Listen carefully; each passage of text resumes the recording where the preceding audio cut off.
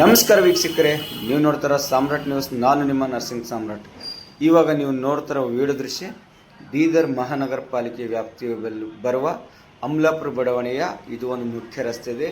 ಈ ಒಂದು ಮುಖ್ಯ ರಸ್ತೆಯ ಪರಿಸ್ಥಿತಿ ನೋಡಿ ಯಾವ ರೀತಿ ಇದೆ. ಅಮಲಾಪುರ ಬಡಾವಣೆ ಮೊದಲು ಗ್ರಾಮ ಪಂಚಾಯತ್ನಲ್ಲಿತ್ತು. ಪಂಚಾಯತ್ ಅಧಿಕಾರಿಗಳು ಅಥವಾ ಪಂಚಾಯತ್ ಸದಸ್ಯರು ಯಾರಾದರೂ ಏನಾದರೂ ಕೆಲಸ ಇದ್ದರೆ ಮಾಡ್ತಿದ್ರು.